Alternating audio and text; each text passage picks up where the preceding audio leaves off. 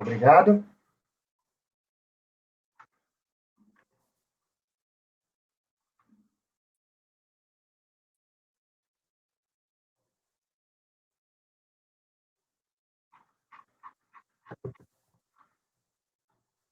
Senhores, bom dia. Vamos dar sequência aqui na nossa reunião de julgamento da manhã desse dia 13 de janeiro de 2021. Começamos a julgar os processos pautados para esta manhã e, antes dessa pequena parada, esse breve intervalo que fizemos agora, nós havíamos concluído o item 84, que era o processo do contribuinte Jovino do Rosário Neto, relatoria do conselheiro Sávio. Agora, na sequência, estamos no item 85, do contribuinte Artemiro Richter, relatoria do conselheiro Rodrigo Monteiro Loureiro. Por favor, conselheiro Rodrigo, fique à vontade, item 85 da pauta. Ok, presidente.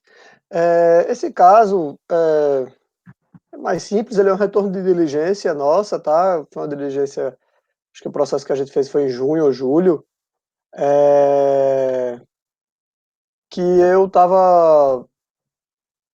puxei a decadência de ofício, né? Estava suspeitando da decadência de ofício e baixou a diligência para comprovar o pagamento antecipado, no caso, né? Então, eu acho que eu coloquei aqui um resumo, né? Em roxo, logo antes do relatório, eu coloco na decadência reconhecida de ofício, ITR relativo ao exercício 2003, e apesar da lavratura ter sido em 10 de dezembro de 2007, a ciência do lançamento do OPEN ocorreu em 7 de janeiro de 2008, sendo que o prazo final seria 1 de janeiro de 2008, de acordo com o artigo 150, parágrafo 4. O contribuinte apurou da ITR original no valor de R$ 418,50. Essa declaração foi apresentada tempestivamente. Processo baixado em diligência pela turma em junho para confirmar a data do pagamento, apurado pelo contribuinte. Em cumprimento foi juntado o extrato de pagamento de folha 172, indicando que o mesmo ocorreu 30 de setembro de 2003, que foi justamente a data de entrega da declaração. Com isso, presidente, eu voto pelo conhecimento de ofício da decadência, por cancelamento, né? Pelo cancelamento do auto de infração.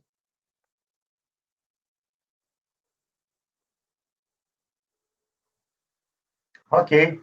Senhores, matéria tranquila, pagamento efetuado ainda dentro do vencimento, nem aquela questão relacionada a pagamento a destempo a gente teria para discutir. E aplicando aqui o 150, o conselheiro relator dando provimento ao recurso voluntário, importante extinguindo integralmente o crédito tributável lançado. Alguém quer fazer alguma consideração? Então, passemos ao voto. O conselheiro Daniel, como vota? Eu acompanho, presidente. Douglas? Acompanho, presidente. Larita? Eu acompanho. Boto? Acompanho. Débora? Acompanho. Sávio? Acompanho. Eu também acompanho o conselheiro relator e assim acordo os membros colegiados por unanimidade de votos em dar provimento a recurso voluntário. Temos a seguir processos agora de relatoria da conselheira Débora, processos também de ITR, relativos ao contribuinte Silvio Renato Garcês. São 3 processos do mesmo contribuinte, 86, 87 e 88. Conselheira Débora, o caso é o mesmo para todos eles? Sim, presidente. O recurso é o mesmo, só o que muda é o ano calendário. Então, analisando o resultado vai ser igual para os dois. E a senhora quer analisar qual deles? Pode ser o primeiro. Então, por favor, conselheira Débora, fique à vontade. Então, é uma notificação de lançamento de ITR, referente ao exercício desse caso de 2005, relativo a imóvel Fazenda Quidonga. Então, o lançamento...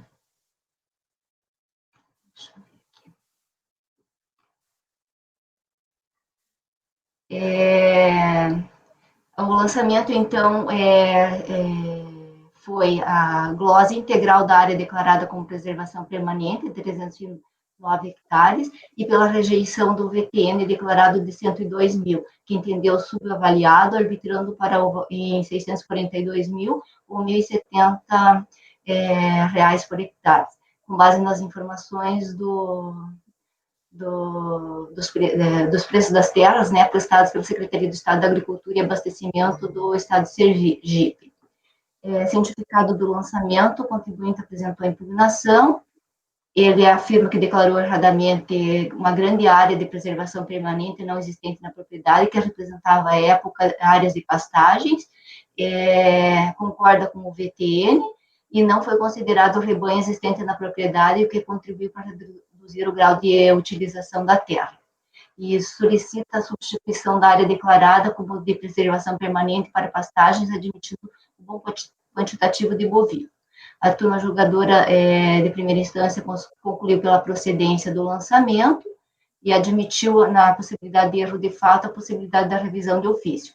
Cientificado da decisão, o contribuinte compareceu aos autos em 2 de nove de 2009, com a apresentação da cópia da ficha sanitária emitida pela Indagro, acompanhado ainda de cópias dos acórdãos e da intimação da SACAT.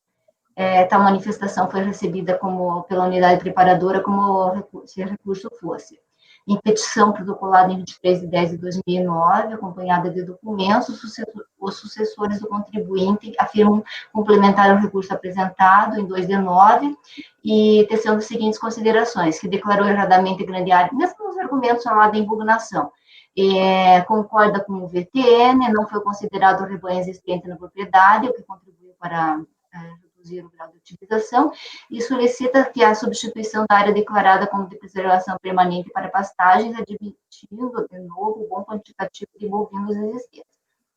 Eu vou passar para o voto agora. Então, o recurso é tempestivo, preenche os requisitos.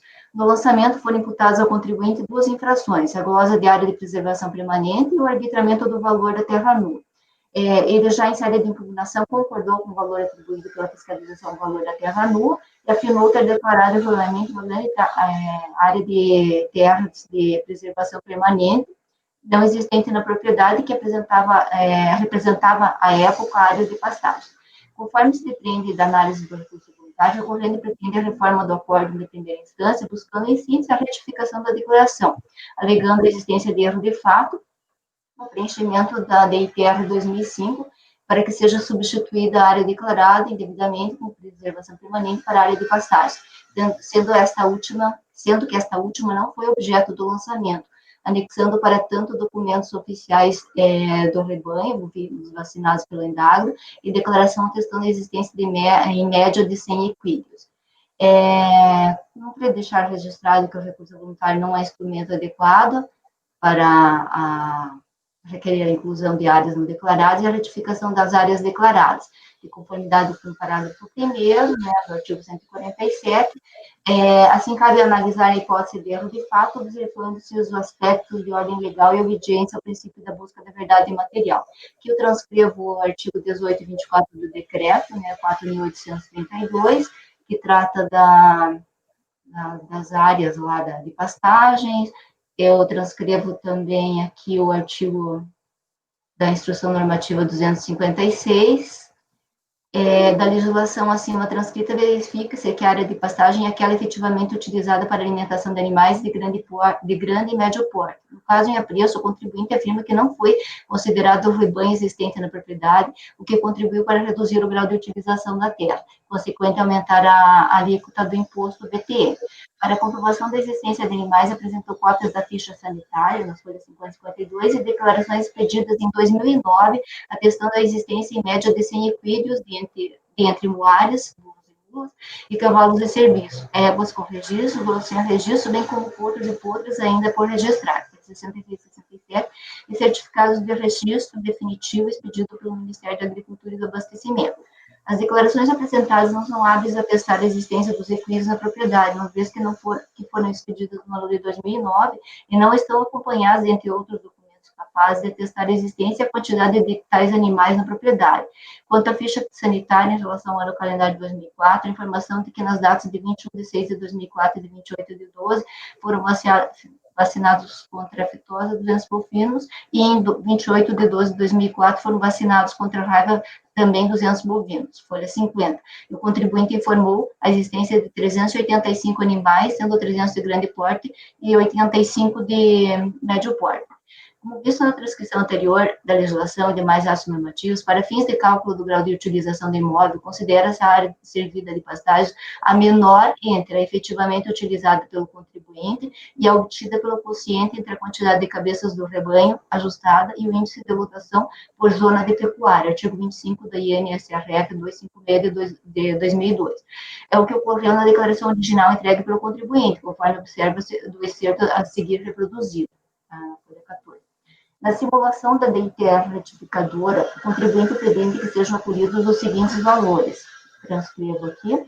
A autoridade fiscal catou área de pastagens de 231,2 hectares declarada pelo contribuinte na DITR de 2005. Tendo em vista que nos autos não restou comprovado sequer a existência da área declarada, não há que se falar em alterar para tal área para 576,8 hectares, como pretende o recorrente. Pretende-se que o pleito do contribuinte... daí eu transcrevo o voto do presidente nesse sentido, quando fala da retificação da declaração, né? Então, eu uso como razões de decidir esse voto do presidente, e eu concluo aqui que em negar provimento ao recurso voluntário. Esse é o meu voto. Senhores, considerações? Conselheiro relatora, negando provimento ao recurso voluntário diante do que identifica no caso concreto em que o contribuinte já havia se beneficiado da dedução de uma área de pastagem com uma quantidade de animais compatível com o que hoje ele consegue comprovar, né? Os elementos, traz outros elementos, mas que são elementos relativos a outros anos calendários, né? Alguém quer fazer alguma consideração? Não, presidente, aqui só uma pergunta, só para ver se eu entendi direito. Ele tentou retificar a declaração, foi, Débora, com essa informação de 500 e tanto? Isso, isso que ele pretende. Ele até faz uma simulação, apresenta a simulação com esses novos dados que ele entende que sejam 500 e tantos hectares, tudo isso aqui foi só depois do lançamento, né? Que ele tentou fazer, né? Isso. Entendi, ok. Ok, senhores, então podemos ir ao voto. O conselheiro Guarita está conosco?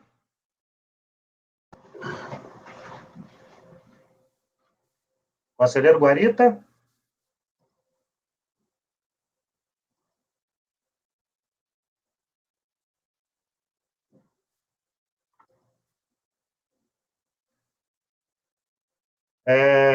Podemos ir ao voto? Alguma dúvida, conselheiro Guarita? Não, presidente, é porque estava um cara ligando uma ferradeira aqui bem alta, eu de volta aí e ficar sem som, entendeu? Aí eu pedi para parar um pouco. Daniel, como vota? Conselheiro relatora negando provimento ao recurso voluntário. Eu acompanho, presidente. Ressaltando, senhores, que esse é o mesmo resultado para os processos 87 e 88, tá bom? Conselheiro Douglas? Acompanho, presidente. Guarita? Também acompanho. Boto? Com a relatora. Sávio? Também acompanho, presidente. Rodrigo? Acompanho, presidente.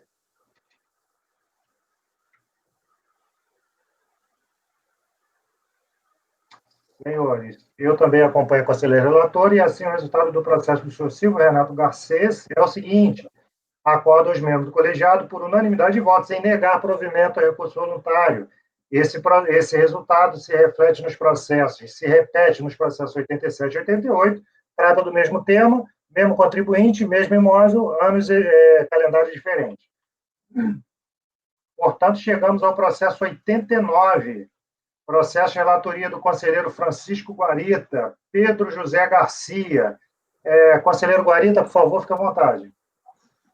O presente processo trata de imposto de renda ou imposto sobre a propriedade territorial rural. Vou usar o trecho do relatório do desenvolvido do voto de instância. Trata o presente processo de notificação de lançamento, mediante a qual se exige a diferença de imposto territorial rural referente ao exercício 2007 no valor total de R$ 106.742,51.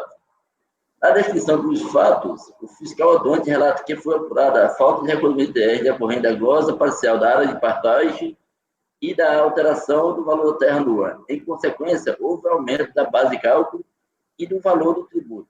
Certo? Só para explicar direitinho, é o seguinte. Nesse caso, o contribuinte foi autuado porque não comprovou as áreas de partagem e o VTN. Nesse último caso, o laudo apresentado foi genérico e não, ou seja, ao comprovar a partagem, ele apresentou um laudo genérico sem comparações, aí a DJ foi não aceitou. Quer dizer, não apresentou a comparação de valores com outras propriedades. No recurso, ele apresentou um novo laudo de outra empresa, porém, sem novos detalhes na valoração do VTN, além de não contestar a glosa de partagem. Pois a área de partagem foi parcialmente glosada de 781 para 350 hectares. Em sua defesa, a impugnante afirma que a área é ainda inferior ao considerado no orçamento, ou seja, 304. Quer dizer, ele quis também incluir outras áreas de isenção conforme o laudo apresentado como a área reserva legal e floresta nativa. Vamos direto para o voto.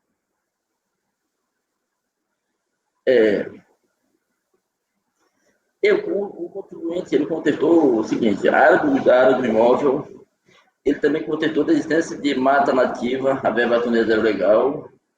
Ele também contestou sobre a área de partagem e sobre o valor da terra nua. Sobre a área do imóvel.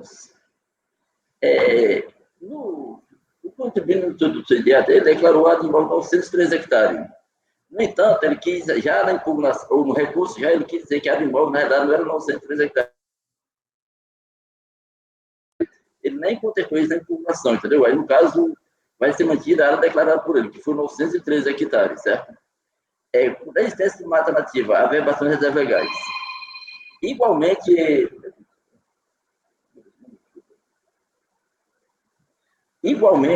viu, a área do imóvel, uma vez apresentada a declaração de imposto territorial, para que a mesma seja alterada após o procedimento fiscal, dependeria do atendimento de impostos legais cabíveis. Fato esse não demonstrado pelo recorrente.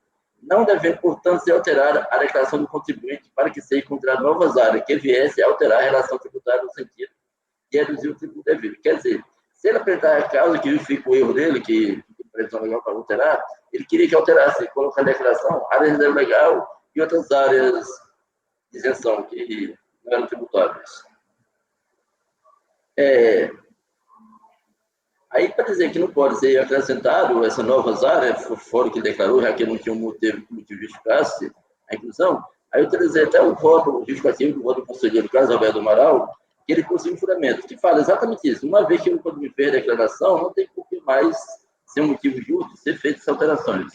Ou seja, um pedido de revisão do orçamento jamais poderia ter sido apresentado dentro de circulação do recurso, na medida que não poderia ser apreciado pela delegacia de julgamento ou pelo CAF, sob pena de violação de competência. Na verdade, caso pretenda a revisão do orçamento efetuado, o contribuinte deve seguir o procedimento próprio e não incluir esse pedido em sua impugnação recurso.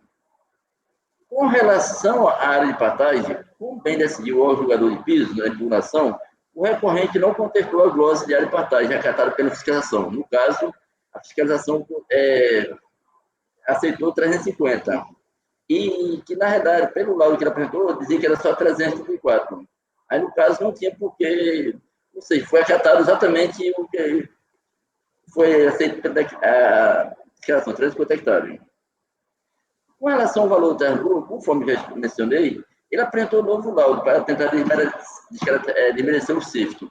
No entanto, esse novo laudo dele simplesmente não fez nenhuma coisa que atendesse o pré-requisito. No caso, ele não atende o requisito para a avaliação detalhada do imóvel, pois caberia ao profissional habilitado a elaboração do laudo de avaliação específica, assim de contemplar detalhes do imóvel, benfeitoria, uso de solo, composição das áreas, valor de imóvel vizinho, fator de marginação, etc.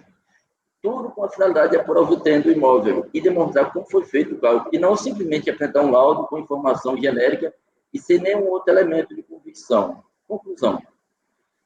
Voto por conhecer para negar o provimento. Quer dizer, apesar do recurso ele ter apresentado um novo laudo de avaliação, foi no mesmo termo do laudo original inicial, ou seja, simplesmente o laudo não acrescentou nada. E com relação à alteração, queria alterar também a área de reserva legal, coisa que não declarou, e outras áreas de preservação. Por conta disso, nego o recurso, ou aumento do recurso.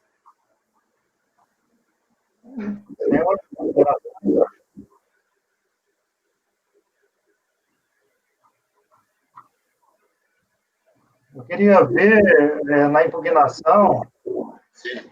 Por que o contribuinte trata da área do imóvel? Não, na verdade, a impugnação ele não questionou sobre isso. Quando a DRJ disse que a área imóvel 903, aí ele apresentou um novo laudo que dizia o seguinte: o laudo de área imóvel era 800 e pouco e não 903, como ele tinha declarado. Mas no próprio DIAT dele já dizia que a área imóvel era 900 e pouco. Mesmo que ele tem a folha de impugnação aí, Pareta? O quê? 46, né? Achei aqui, 46. Impugnação. Ele não menciona sobre a área 903, de 800 e pouco. Ele simplesmente deixa como se fosse 900 e pouco.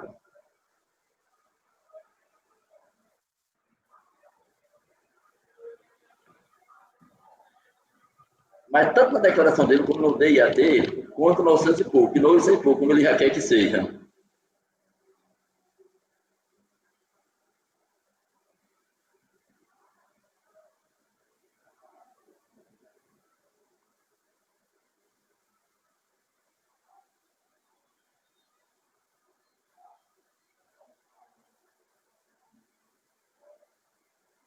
Eu acho que a gente precisa,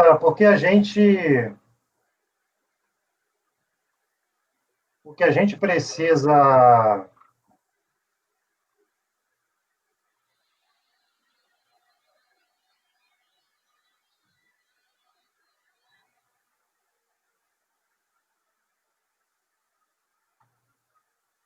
avaliar, no caso de erro de fato, se eu identifico um erro de fato, eu só avalio o erro de fato se isso foi uma matéria pré-questionada.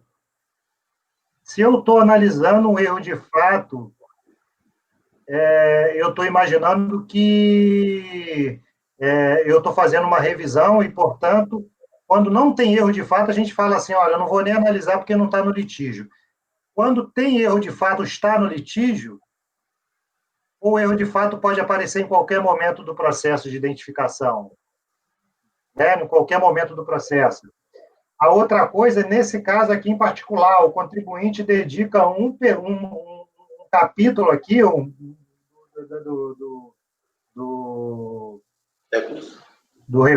da impugnação, falando assim, olha, ele primeiro inicia dizendo que o imóvel tem 8 milhões de metros quadrados, depois ele fala assim, olha, as 7 áreas que formam a área total, que são 8.632, são essas aqui, e lista uma a uma, dizendo cada uma para chegar exatamente no valor que ele, na quantidade total, que é esse 8.632.309,58 metros quadrados. Aí, será que isso é uma matéria não impugnada? Ou seja, porque, assim, uma coisa que eu sempre questiono, e que me parece que fica evidente, é o erro de preenchimento da declaração do cara que bota um tamanho da terra maior ou menor. Parece que o erro está claro aí, porque o cara está demonstrado que a área não é aquela, é outra. Nesse caso, ele tratou do tema, ele não falou diretamente assim, olha, eu não concordo com a área e tal, mas ele vem e ele aponta dentro da impugnação. Aí uma coisa avaliar isso, eu posso entender que ele questionou, ou seja, que ele trouxe a matéria para análise, porque ele falou, olha, a minha área tem 8.600 metros quadrados. Ou eu simplesmente, porque ele não foi específico aqui, eu digo que não está no recurso, e se não está no recurso, mesmo não está no litígio, mesmo havendo erro, e aí quando eu estou falando em erro, eu estou mais uma vez para justificar, exatamente para justificar o tratamento de uma matéria que está fora do litígio. Então, quando o contribuinte fala assim, olha, eu errei em botar a reserva legal, na verdade, o que eu coloquei aqui foi, não era reserva legal, o que eu queria dizer era área ocupada por florestas, e se eu estou avaliando as florestas, eu estou avaliando algo que está fora do litígio, porque ninguém cortou floresta dele porque ele não tinha declarado. Né? Eu fiquei na dúvida aqui. Eu fico muito sensível para esses casos de área, em particular área do imóvel, porque Quem que vai saber no imóvel de 8.600 hectares se é 8.600, 8.700, 8.630 ou 632? Né? Só uma avaliação e o contribuinte, aparentemente, o próprio conselheiro relator aponta, fala assim, olha, eu acho que você demonstra. E ele só não está acolhendo porque não teria sido uma matéria nova, uma inovação. Aí eu não, eu fiquei realmente assim, eu fiquei pensativo aí, divido com os senhores aí para a discussão. Aí, no caso, eu pensei o seguinte: tudo bem que ele demonstrou que realmente era 860 mil metros quadrados, quadrados. Mas é o seguinte, mas, ele não contentou na impugnação, será que não tinha uma outra área qualquer que ele não mencionou por algum motivo? Ou seja, foi aí que eu fui ver. Não está diferente, ele não contestou o diário, não contestou a declaração. Eu pensei, vai ver que ele tem uma outra glebazinha, outra áreazinha que não mencionou na impugnação, entendeu? Por isso eu fiquei na dúvida, assim, não, já que eu não fez questão, não levou dessa leve desse questionamento, eu pensei, então é como se ele não tivesse questionado, apenas botou uma coisa, poderia ter uma outra área que ele não mencionou, entendeu? Eu fiquei na dúvida. É que se for a partir dessa sua análise, a gente não acolhe nunca alteração de áreas, né? Porque, nesse caso, ele diz que, pelo menos, ele diz, o senhor reafirma que ele trouxe laudo, trouxe documento, enfim. Ele relaciona, ele até detalha área por área aqui, né, dizendo quais são as matrículas e tal, o que compõe, que basicamente estaria batendo com. Agora, pode ser que esse erro seja decorrente de uma outra área que ele tinha, que não quer colocar aqui, ou pode ser que esse erro seja uma outra área que, de repente, compunha um outro NIRF. Pode ser.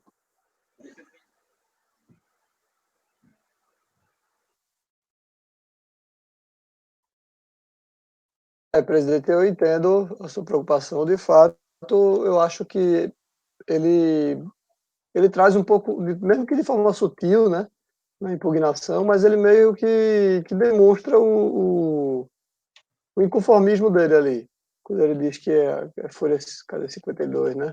Logo no começo diz a área, tudinho, não sei o que, enfim. Eu acho que isso aí dá para entender como se fosse uma matéria levada a conhecimento da DRJ, no caso da área, né? Quanto à comprovação, como o conselheiro Guarita tinha colocado, aí a gente vai mais pelo que o laudo mesmo fala. O laudo desse tamanho, o laudo tem a ART, as escrituras ficam um pouco difíceis. Rodrigo, tá em que folha o laudo? Você está com ele aí? Eu tô com o laudo, foi depois do recurso voluntário, tá? Que folha, eu vou dizer a folha certinho. 117, lá do quadradinho.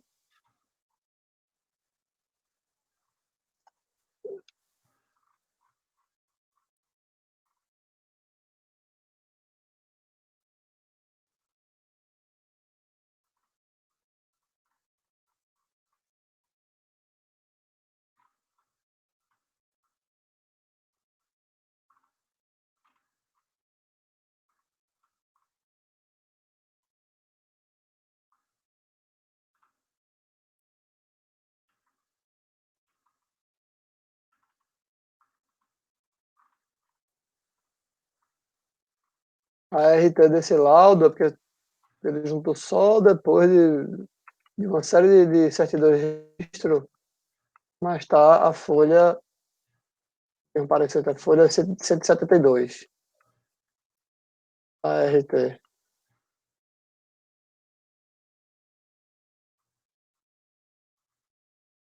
Lembrando que eu não questionei com relação ao RT, não, que está tudo perfeito, está basicamente perfeito. Não, é só para mostrar presente que o laudo tá seguindo a RT, tudinho, né? Ele...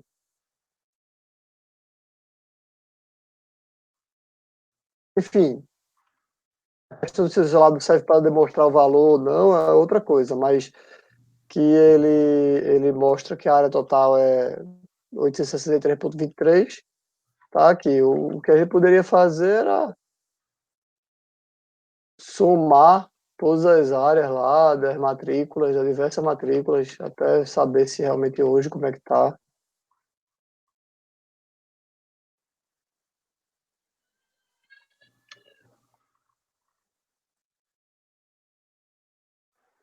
Já que a gente pensaria em aceitar esse caso, Não seria o caso de voltar para a DJ para analisar isso, não? No caso, esse presídio? Ou aí, enfim, já analisaria essa redução?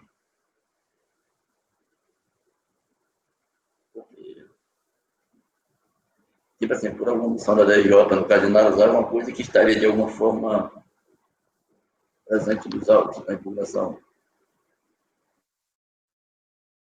Porque se for para ela analisar, se a gente devolve para determinando que ela analise, e se tem, os documentos estão inequívocos, eu não vejo por que já não reconhecer direto, né? Porque só vai para lá para exatamente falar a mesma coisa e deferir a outra parte que tem que ser indeferida. Né?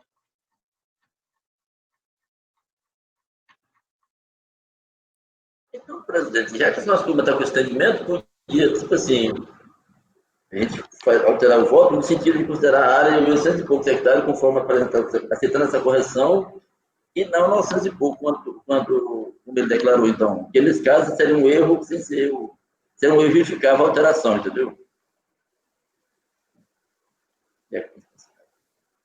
Ok. E quanto ao laudo, o senhor não acolhe porque entende que ele não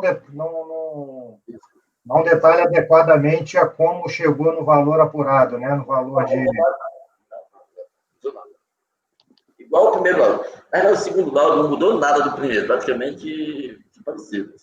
E é porque a DJ explicou, ele precisa disso, daquilo. Nem por isso ele tem o trabalho de fazer as pesquisas conforme a DJ solicitou. Quer dizer, pediu um novo laudo que como ele falou, ele nem questionou os dados do laudo, do primeiro laudo, porque ele apresentou perante a fiscalização. Quando a fiscalização aceitou o laudo, depois ele depois foi que ele ficou surpreso com o valor da terra nua do laudo. Disse, não, mas eu aceitei, porque na autuação, no entanto, eu não tinha me ligado que o valor do laudo estava muito alto, a terra nua, entendeu?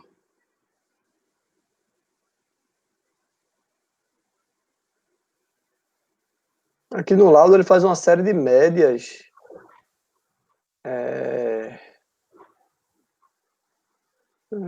Papai, Rodrigo. Deixa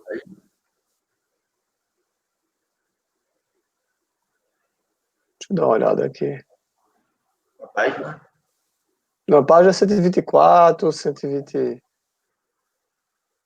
124.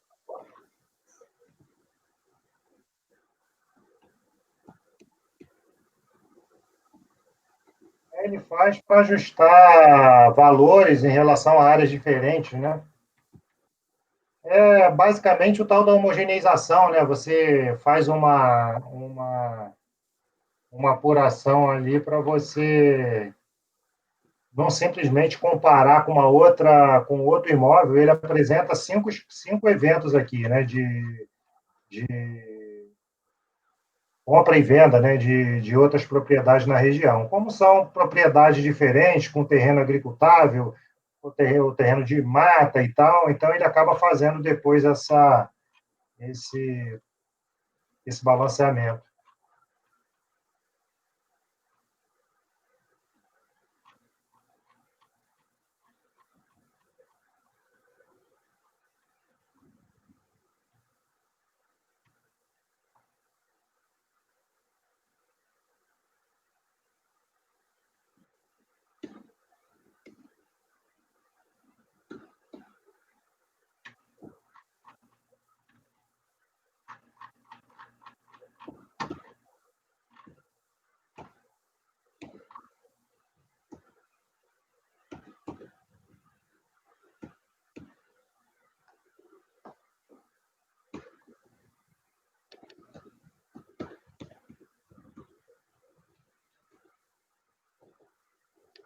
A fiscalização faz o seguinte: é certo que o valor apurado pela fiscalização pode ser questionado e tal, tal, tal.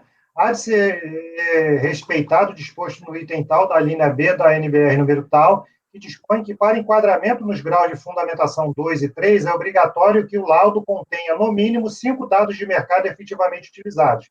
Os dados de mercado coletados, no mínimo 5, devem ainda se referir a imóveis localizados no município.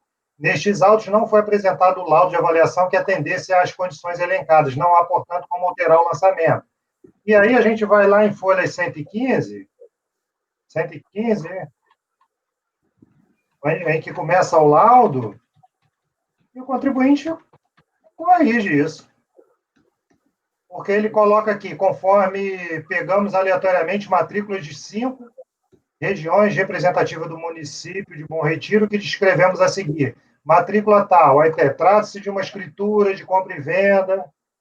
Depois outra matrícula, escritura de compra e venda de 140 hectares. Depois outra. Ou seja, me parece que esse laudo tenta corrigir exatamente o que a DRJ falou que não tinha apresentado, né? Me parece, a partir dessa folha 124 mesmo, né? Ele É. de 5 regiões representativas no município de Bom Retiro, que descrevemos a seguir. E pega 5 negociações que ocorreram em 2007, eu acho.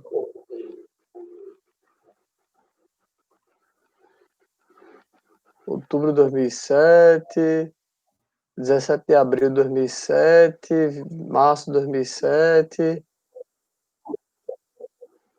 julho de 2007. Aparentemente foi tudo em 2007 mesmo. Ele pegou essas 5, fez umas médias aí de as 2 mais distantes, as 2 mais semelhantes, e depois a média dessas 2 aí chegou a área mais nobre. Você tinha notado, conselheiro Guarita, esse detalhe só, que a DRJ, na verdade, não falou que ele não cumpriu um monte de coisa, falou que ele não cumpriu uma coisa que era a questão lá dos comparativos. E ele tenta corrigir isso? Você chegou a avaliar isso?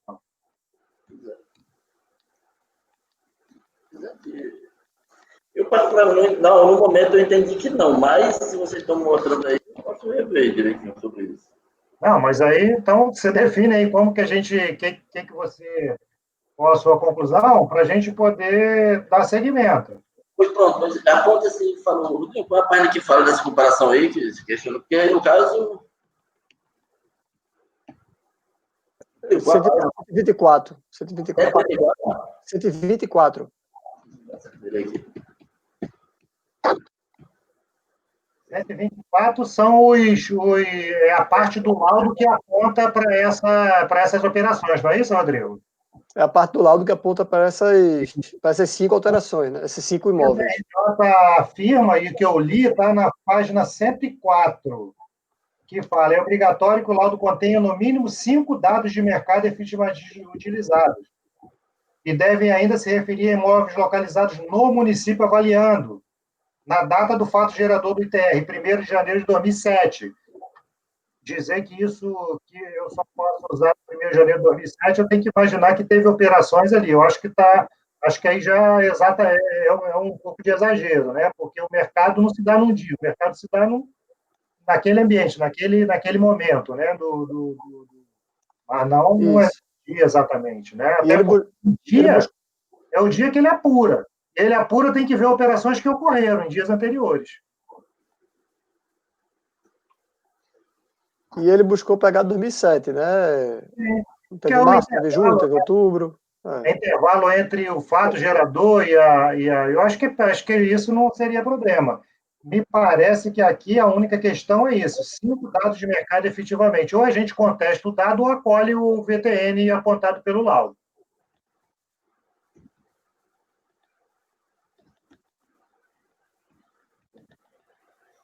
Qual foi o VTN apontado pelo novo lado aí, que eu não tinha concordado? Ele aponta só os hectares, né? Ele coloca aqui 1.800 alguma coisa. Não, aponta 1.000 reais por hectare, né? Fazer a multiplicação. É o VTN por hectare. O valor da terra nua, com todos esses cálculos, chegamos à conclusão que a Fazenda Água Bonita tem valor de terra nua de 2007 de R$ 1.149,17.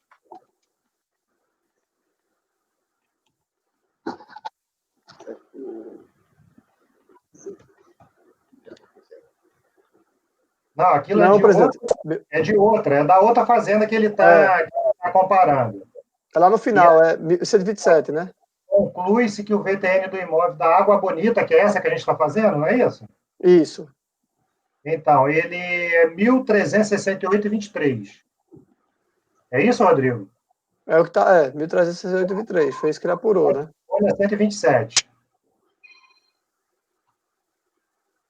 Conselheiro Guarita, me diz. Presidente, como se a confusão minha com relação ao laudo, posso acatar no Aí caso? dá. Desculpa, Guarita, é só para não perder o fio da meada. Aí dá 1.181.097 o valor do VTN, né? Ele tinha declarado 151 mil, está bem acima do que ele declarou, mas também está abaixo do que foi apurado com o CIP, que é 2.700.000 e pouco. Então, fica ali entre um e outro. Então, acataria o valor do laudo de avaliação, no caso, essa alteração, correto? E também fazer a correção da área de 900 e pouco hectares para os 600 e pouco, conforme o laudo apresentado também, não é isso? Correção da área.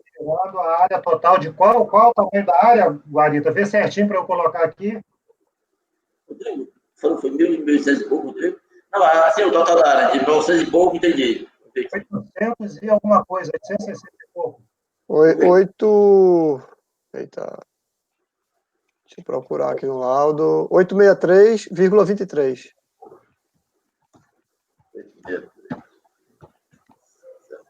Senhor presidente, esse CIPT tem aptidão agrícola? Foi apurado? Esse processo? Não vi, não olhei aqui, não. Que eu acho que facilitaria bem se não tivesse aptidão agrícola, né? Que aí o laudo teria uma validade mais consistente, né? Sim, na verdade, essa questão da aptidão agrícola é uma outra discussão, né? Certo. Tem casos que as turmas de julgamento derrubam esses lançamentos. Certo. E o CIP, quando a gente está mantendo um CIP, não considerou essa aptidão agrícola. Nesse caso aqui, a gente nem está mantendo mais o CIP, a gente está indo para o que o contribuinte está informando, apurou no laudo dele. E mais, eu particularmente vejo com alguma reserva, e a gente não tem entrado nessa questão da aptidão agrícola, porque essa questão da aptidão agrícola ela vem da lei que trata da apuração do valor do imóvel para fim de reforma agrária, ou desapropriação, não lembro exatamente o que era, e que ela tinha um determinado parágrafo lá que a lei que criou o CIPT fazia menção a ele, que, na verdade, ele foi alterado depois para dizer que deveria ter aptidão agrícola. Com isso, todos aqueles lançamentos que acabavam sendo efetuados pelo CIPT, a partir da média das declarações de terra da região, o pessoal entende que seria indevido. Assim, a minha avaliação particular, a gente já conversou isso algumas vezes, e é por isso que a gente não tem entrado nessa celeuma, é de que quando eu considero a média dos imóveis pela região, de alguma forma, eu estou também considerando a aptidão agrícola daquela circunscrição. Tá? E aí eu teria que entrar no mérito, o legislador, quando fez isso, e até muda até o parágrafo, né? Porque ele fala, quando tem alteração, essa parte de aptidão agrícola aparece em outro local já, mas, enfim, precisaria avaliar isso com um pouco mais de cautela, eu não interferiria logo, daria provimento só por conta exatamente daquela aptidão agrícola que está sendo citada lá pela avaliação a fim de reforma agrária. Mas isso é uma questão reiterada, até a Câmara Superior também julga nesse sentido. Mas esse caso em particular me parece relevante, porque a gente acaba nem entrando nessa seara, porque o conselheiro relator, a partir das discussões aqui, ele já está inclinando a acolher isso se concluir pelo posicionamento dele atual. É só mesmo para mim entender um pouco mais o posicionamento da turma. E só outra colocaçãozinha também. O grau de utilização da terra nesse laudo é 2, né? O grau de utilização da terra do laudo não dá para a gente considerar, porque ele depende de tantas outras coisas, ou seja, a gente não julga o grau de utilização, porque ele decorre das outras coisas que estão sendo inseridas na declaração, sendo calculadas na declaração. Né? Então, o máximo que dá para a gente fazer é a gente discutir o que tem litígio, né? O que é área de preservação, o que é área de pastagem, produtos vegetais, para, a partir daí, verificar o que ficou, o que não ficou, para automaticamente sair o grau de utilização. No caso, o grau de utilização, inicialmente era o valor X, vai ser alterado pela seguinte forma. A partir do momento que se reduzir de 900 e pouco para 800 e pouco, talvez o que foi considerado 350 sobre 800 e pouco seja um pouco maior do que 850 sobre 900 e pouco. Aí vai alterar nisso. Sim, mas aí é um cálculo decorrente, né, desse. Qual é o valor, Rodrigo, por favor, ou Guarita, se vocês estão falando Do lado, Viu? aqui, um momentinho. Desculpa, presidente, não escutei. O valor de quê? O VTN apurado pelo laudo? Ah, eu calculei já o valor total. O que é o por hectare? Por hectare, Tá. por hectare, deixa eu botar aqui. 1.368,23. Senhores, proposta do conselheiro Guarita, no sentido de dar provimento parcial ao recurso voluntário para determinar o recurso tributo devido, considerando a área total de 863,23 e um VTN por hectare de 1.368,23. Ok? Podemos, então, para a votação? Alguém mais alguma consideração? Não, VTN por hectare, 1.000 e quanto? 1.368,23. Também me creio, final, vai ser. Tá bom. Daniel, como vota? Eu acompanho, presidente. Douglas? Acompanho, presidente. Boto? Acompanho. Débora? Acompanho. Sávio? Acompanho, presidente. Rodrigo? Também acompanho, presidente. Eu também acompanho o conselheiro relator e assim acordo os membros do colegiado por unanimidade de votos em dar provimento parcial ao recurso voluntário para determinar o recálculo do tributo devido, considerando a área total de 863,23 hectares e um VTN por hectare de 1.368,23. Esse é o processo do senhor Pedro Garcia, item 89 da pauta. Processo seguinte, item 90, contribuinte Valdemar Ortiz, relatoria do conselheiro Douglas, foi um processo retirado de pauta a pedido da Procuradoria-Geral da Fazenda Nacional e o processo será incluído em reunião de julgamento a ser agendado oportunamente. Próximo processo, Maria Augusta Galon, processo item 91 da pauta, final 2009-76, relatoria do conselheiro Rodrigo Monteiro. Por favor, conselheiro Rodrigo, fique à vontade. Ok, presidente. Maria Augusta Galon. Esse também é um retorno de diligência. Deixa eu abrir aqui, também está tranquilo. Acho que no mesmo sentido daquele anterior, sobre decadência, mas deixa eu ver se é isso mesmo. Decadência, item relativo ao exercício 2004, estou lendo o resumo, tá? Se esse do lançamento apenas ocorrida em 1º de outubro de 2009, o prazo final seria 1º de janeiro de 2009, de acordo com o artigo 150, parágrafo 4. Contribuinte apurou da terra original, valor R$10. Essa declaração foi apresentada somente em fevereiro de 2007. A gente não sabe se é uma retificadora, né, como eu comentei aqui. Mesmo assim, acredito que, por se tratar de lançamento suplementar, teria havido pagamento do valor apurado que atrairia os 150. Porém, nada disso foi discutido. E em junho, a gente decidiu baixar o processo de diligência para confirmar a data do pagamento de ITR apurado em 2004 e foi confirmado pelo extrato de folha 73, né, após a data de diligência, indicando que o mesmo pagamento ocorreu em fevereiro de 2007. Portanto, tendo estado decadente esse período de 2004. Deixa eu ver se é só isso mesmo. Aqui é só o período de 2004, então não tem mais outra coisa para discutir. Eu apuro aqui, eu estou com mensagem antiga ainda, porque eu estava com o voto pronto já, mas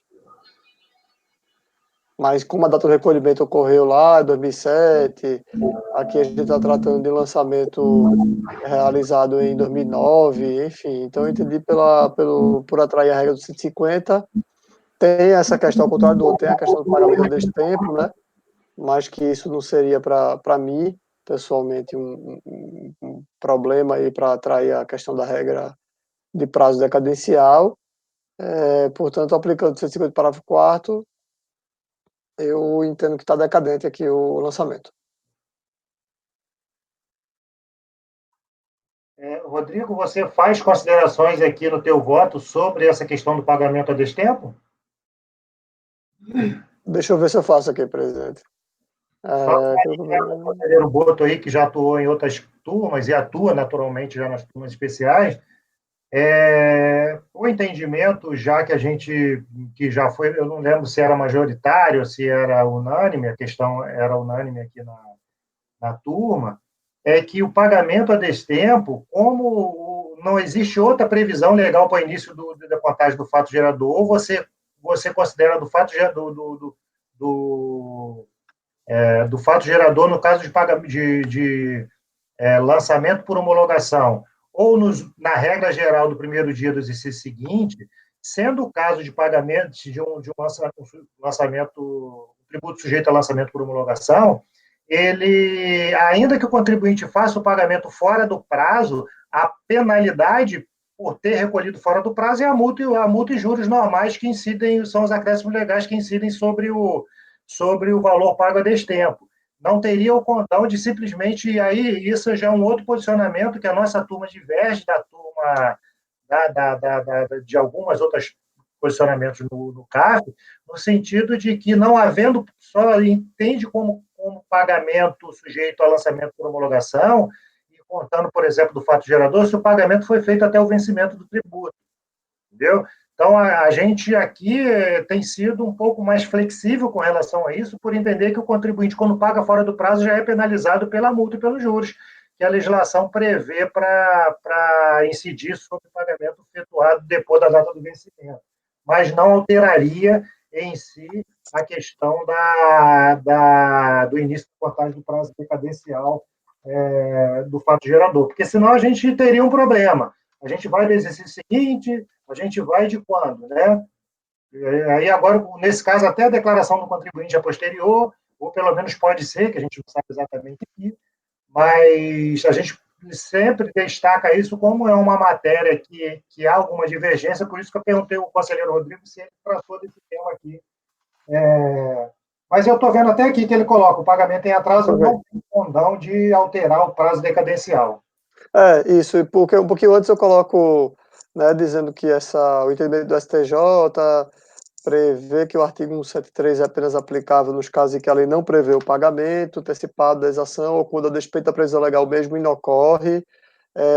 Transcrevo aqui o tema repetitivo e cito depois, né, depois da transcrição. De acordo com o entendimento acima, nos casos de lançamento por homologação, regra de contagem do prazo decadencial se desloca para 173, no caso de inexistência de declaração do débito, ou se houve a declaração por parte do contribuinte e aí se efetua o pagamento do valor declarado, ou seja, se houve declaração por parte do contribuinte e aí se efetua o pagamento do valor declarado, eu entendo que essa situação é suficiente para atrair a contagem do 150. Então, mesmo que o pagamento seja destempo, né, o pagamento em atraso não tem o condão de alterar o prazo decadencial. Eu vou complementar aqui com essas alegações, né, que o presidente colocou, dizendo que esse pagamento em atraso penaliza o contribuinte com juros e a multa de mora, mas não com essa alteração do prazo decadencial.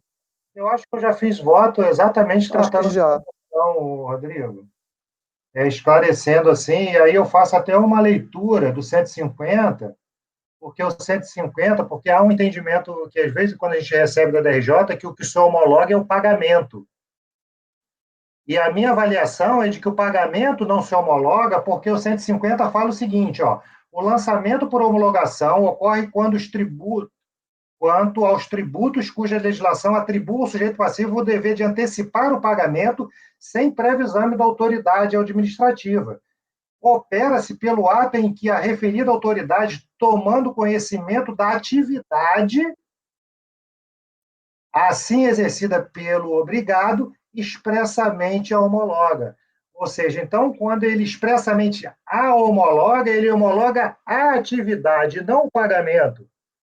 Eu faço essa leitura desses termos para falar assim, olha, o lançamento por homologação é quando a autoridade vai lá e homologa o que o contribuinte fez. Não foi o pagamento efetuado, mas a operação em si. Olha, eu peguei aqui, fiz a declaração, antecipei o pagamento e está aqui. Ela olha lá e fala assim, ó, tá ok, deixa para lá. Se ela falar expressamente que está ok, expressamente homologou. Se ela não falar nada, vai homologar tacitamente por conta do decurso do prazo. Né? Mas se ele entender que não tira o caráter, mesmo tendo sido efetuado fora do prazo, não tira o caráter da natureza de tributo sujeito a lançamento por homologação do ITR, tanto quanto o pagamento que se dá antecipadamente ao trabalho da autoridade, não antecipadamente propriamente à atividade de declarar. Ele pode declarou hoje e pagar amanhã e dá no mesmo, é a mesma coisa. Mas, enfim, senhores, essa avaliação é que se faz para falar assim, olha, o pagamento antecipadamente tem que ser antecipado antes do vencimento. Para mim, não precisa ser. Para mim, ele tem que se antecipar à autoridade administrativa, porque a autoridade administrativa, depois que vai pegar e vai fazer essa avaliação. Eu acho que eu escrevi isso em algum lugar. Mas, enfim. Rodrigo, então... Não tomando muito tempo, informar que esse também é o meu entendimento, porque pensando de outro lado, o contribuinte também tem um prazo de 5 anos para rever e retificar a conduta dele. Então, se a gente olhar o pagamento como intempestivo, sendo que ele está dentro do prazo para rever, recolher com as sanções necessárias, né, que seria o acréscimo de juros, sanção, melhor dizendo, seria a penalidade da multa pelo atraso no recolhimento. Eu acho que já seria o suficiente. É só mesmo reforço aí ao entendimento de vocês que eu também acompanho. Bem, voto, conselheiro Boto. Senhores, mais alguma consideração? Daniel, como vota, conselheiro relator, dando provimento ao recurso voluntário por entender ocorrida decadência no caso em questão. Como vota, Daniel? Eu acompanho, presidente. Douglas? Acompanho, presidente. Guarita? Acompanho. Boto? Acompanho. Débora? Acompanho. Sávio? Acompanho, presidente. Eu também acompanho o conselheiro relator e, assim, por unanimidade de votos, acordo os membros do colegiado em dar provimento ao recurso voluntário formalizado nos autos do processo final 2009-76, item 91 da pauta da contribuinte Maria Augusta Galon. Com isso, passamos ao processo 92, que é um processo também de relatoria do conselheiro Rodrigo, que foi retirado de pauta a pedido da Procuradoria da Fazenda Nacional, processo de interesse do contribuinte Eduardo Henrique de Oliveira. Esse processo será incluído em reunião de julgamento a ser agendada oportunamente. E chegamos, senhores, portanto, ao final da pauta de julgamento deste dia 13, da sessão de julgamento da manhã deste dia 13 de janeiro de 2021. Mais uma vez, parabenizando a todos aí pela dedicação ao trabalho, pela capacidade de síntese e análise rápida aí de tudo que demanda para a gente concluir a nossa tarefa. Agradeço também a senhora Val, que nos acompanha lá pelo CARF, a quem solicito que, neste momento, pare a gravação.